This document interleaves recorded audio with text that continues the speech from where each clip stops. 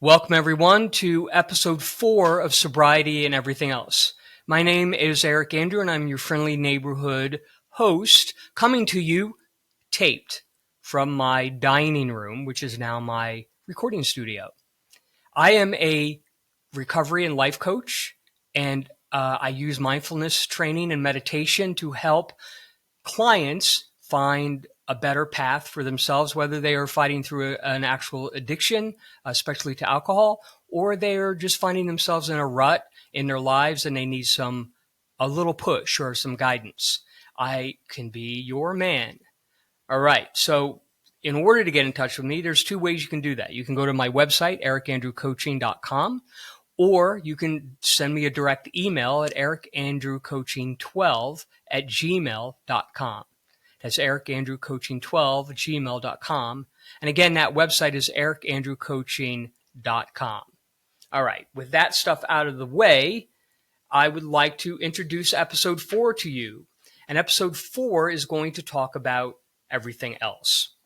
So before we get started, I'd like to give you kind of my definition, I guess, of these two words, sobriety and recovery. The way that I see it in my mind and in my life, and not only in how kind of my journey has unfolded, but certainly watching others and seeing how their journey has also unfolded. In recovery, that first year that we were in that recovery zone, we are really focusing in on just the idea of not drinking and getting through what we call all the firsts, right? So the first of different holidays, the first of different events such as birthdays or parties, anniversaries, weddings, all the first. So we call it the firsts, the year of the first, right? And how do we manage and navigate through those moments when we're in sobriety and we're trying not to drink? So we kind of get to that year, and again, nothing's linear, so I don't want to kind of tell you that, at a year, this is all going to change for you. It may start changing at 3 months. It may start changing or not changing until you have a couple of years in. It all really depends. And I can tell you the recovery end, which to me, recovery is everything else, which we're going to get into in a moment. But the recovery end is certainly not linear and certainly not a roadmap in terms of what you should work on first. All right. Everybody's different. And a lot of times these situations come up for us because of life, right? I mean, we don't have control when life hands us a situation we have to handle, whether it's at our job, whether it's a relationship, whether it is our spirituality or how we exercise, or, what our health might look like, what our nutrition might look like, hobbies that we might be interested in. All those kinds of things are things that are part of and everything else. And I'm actually going to give you a list of those things here in a moment. So when we get to that recovery spot, and by the way, just to back up a little bit, this can go for life coaching as well. All right. And what I mean by that is we may focus on one thing for a long time, say our careers. We're trying to get our career going. So we're putting a lot of time and effort into studying maybe for a degree or studying for some sort of certification. We may be really working hard and focusing on like moving ourselves up so we can make more money and have a better life for ourselves and our families. So we could spend time focusing just on that for a while. And then we get to that part of, well, now how do I deal with everything else around me? So now how do I deal with the idea of buying a house or buying a new automobile or getting married or having children, or how I deal with myself in relationships? I mean, all these things are things that can happen in life coaching as well. And this is where I think I really get into the and everything else part, because I really feel like that applies to all of us, whether we are in recovery or not.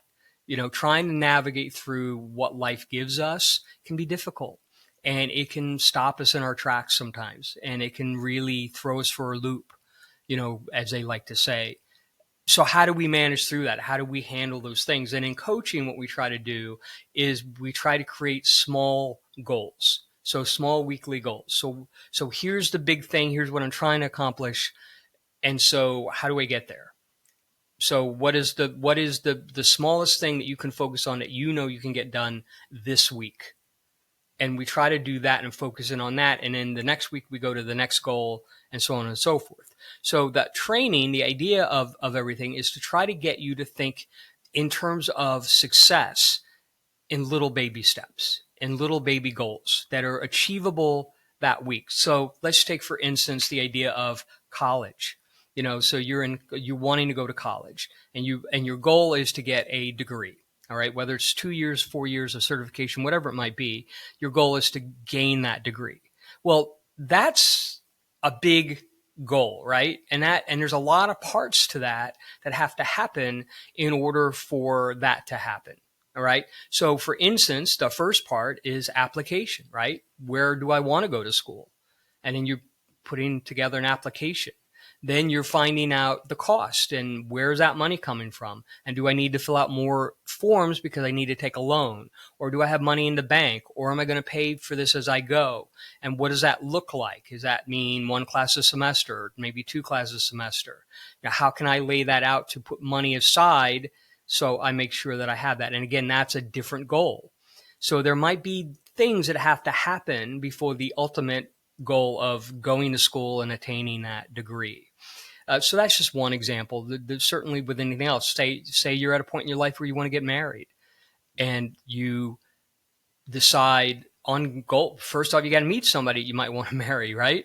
And you're not meeting people right now. So how do you do that? So we would step into that part of the process. All right. So I think you're getting an idea of what and everything else is. And again, this is a sobriety. It's called Sobriety and Everything Else, but it's also, for life coaching as well. So when I talk about everything else, what do I mean by everything else? Well, everything else means exactly that. So some of the things that come up in everything else are things such as emotional sobriety. How are managing my emotions in these big moments? When these moments happen, maybe especially when things happen that are negative, when maybe a breakup of a relationship happens, or maybe a loss of a job happens. How do you manage through that? What are the tools that you use to help you get on the other side of that so you can move forward in a positive way? So emotional sobriety asks us to pause and take a step back. Many of us in recovery never did that because our goal was to numb out when everything's got hard. And so we didn't really deal with the problem. We dealt with it through a substance.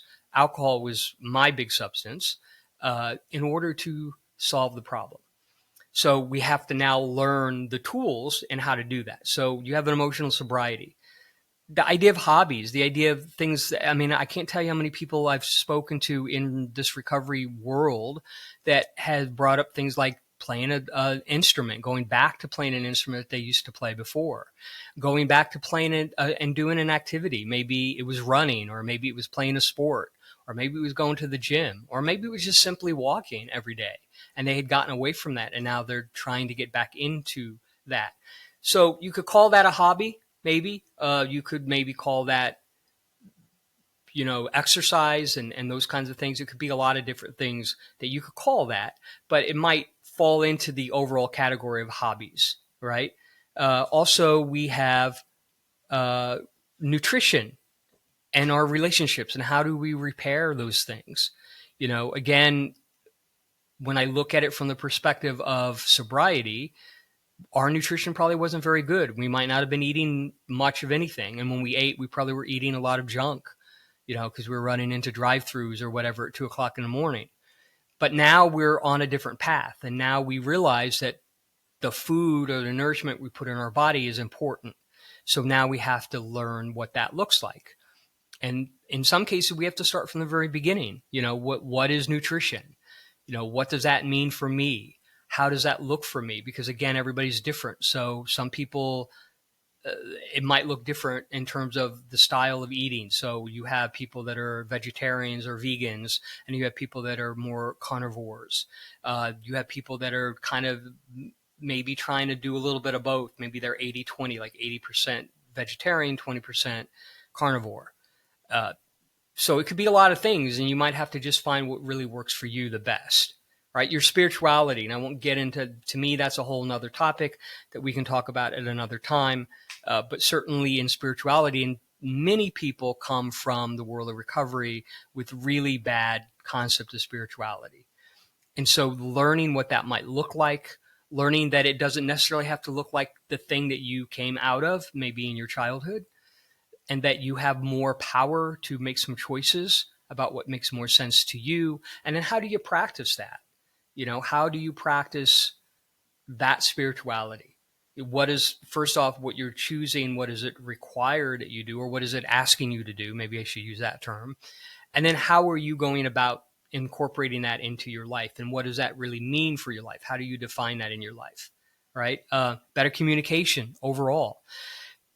To me, communication, and especially listening, which is a big part of communication, is a learned process.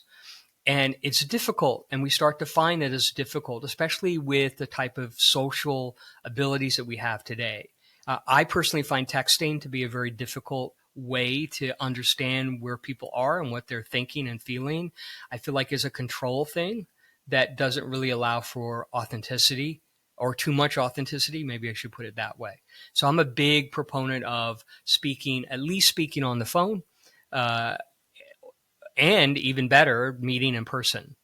And I know in our busy lives that can be difficult. So a lot of times it's got to be a balance. So if we're going to use things like texting or email to communicate with people, we have to balance that out with enough getting together, seeing each other face to face, or at the very least talking on the phone. So we get an opportunity to see and hear people and how they're acting towards us, not just in their words, but body language and tone and all those kinds of things, which I think is very important. So that part of it is really, really important. The idea of consistency in any of this, we want to be consistent. We first start, in terms of recovery, we first start being consistent in how we are approaching our recovery. Secondly, we use consistency in our relationships, coming across as a genuine person. This is what you're going to get from me. And when this is off, that means something is off. Something doesn't feel right. And we need to be able to listen for that. And we need to have the hard conversations. A lot of people don't want to talk about what they're off on, meaning maybe they're frustrated with us. Maybe we said something that didn't make sense. And instead of talking about it and bringing it up, they change their energy pattern. And I know for me, I'm very kind of intuitive of that. And so when I feel like your energy is changing, I react to that. And that's something I'm really working on, excuse me, myself. And I'm 5+ years into my recovery, and I'm still working through those kind of things. So this is, for me, it's exciting because it's a lifelong process. But to me, if we're looking at our lives, excuse me, if we're looking at our lives in general, it's a lifelong process. We are learning every day. We are learning how to be better communicators. We are learning how to be better people every single day. So I embrace all of this because it's putting me on the path that I need to be on, right? It also might involve, and everything else may involve, possible therapy or counseling. Maybe we come to the realization that there's things that we need to work out, things that are bigger than maybe a coach. Remember, a coach is not a counselor or a therapist. They cannot provide medicine for you or even suggest medicine for you. The only way that can ever be done is for you to go to therapy or counseling, whatever you want to call it. But we may find that we need to do that because we need to work through some things. I know I had to do that. I know that was something that I worked on in my own recovery, and I'm still working on and still doing things off and on with the idea of therapy. And in that, again, a lot of the buzzwords that we could see in therapy might be in terms of sobriety. We do know that alcoholism now is part of what they look at as a mental illness now. So there's a lot of counseling and therapists out there that just really focus in on that area of addiction. But we also know trauma. And for a lot of people in addiction, trauma is part of their story. And in some cases, it's something that they really need to work through in counseling. Maybe they've tried counseling before and it hasn't worked, and now it's time to kind of dig back in and start to look for therapies that might be beneficial to them. Anxiety can be a part of this, depression, attachment styles, even though attachment styles really aren't considered an actual illness, but they are a thing that might cause problems in relationships, whether they're friendships or otherwise, and in how we communicate. And then learning that we need to communicate better because of that. So there's just a lot of different things that are on our plate when we're going into and everything else. And in this podcast, I hope to touch on a lot of those different ideas. Like I said to you, one of the things I do want to eventually do is have some guests on here.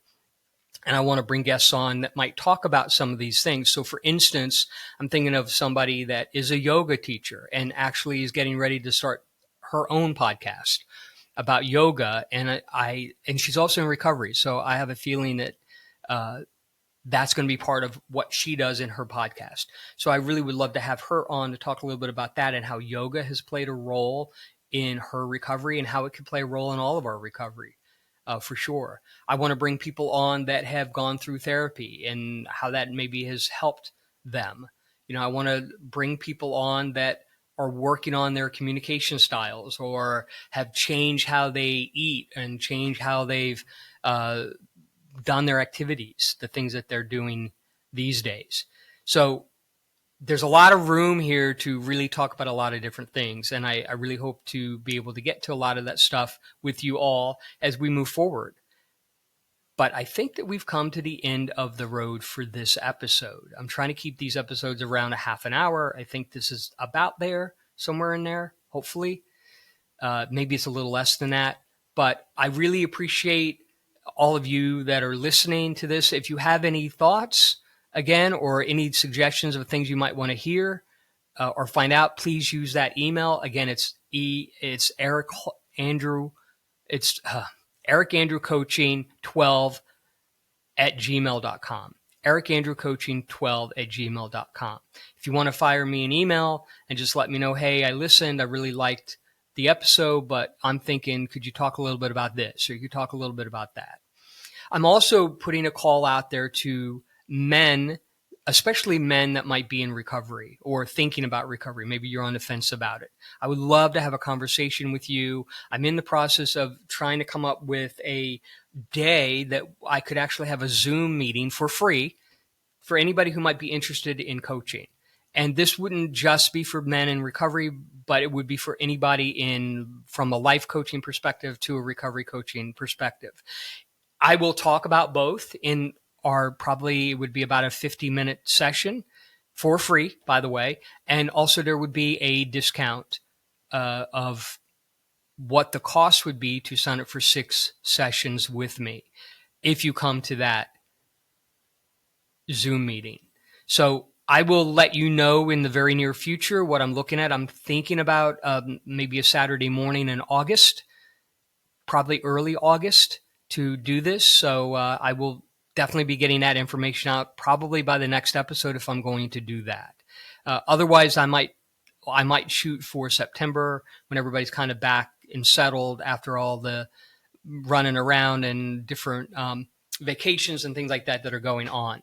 So I would love to chat with you if you were somebody who's of interest in coaching, and if not, but you have thoughts and ideas about what the podcast should be doing, please reach out to me at ericandrewcoaching12 at gmail.com and let me know what you might be thinking. And if that is difficult to do and you have a computer and you want to jump on the computer and go right to ericandrewcoaching.com, you could send me a message on my website. All right. So I hope you have a great rest of your week. I will see you in a couple of weeks. And like I said, I will have a little bit more information in regards to a possible free Zoom meeting for anybody who might be interested. And we'll talk about the sign up and how we can get to that. That will be in a limited amount of people. So I want to make sure that when I get it out there that we get you going right away and get you signed up right away so you can lock a spot in for that day. Other than that, have a great day. This is Eric Andrew signing off from Eric Andrew Coaching Studios, and I will talk to you next time.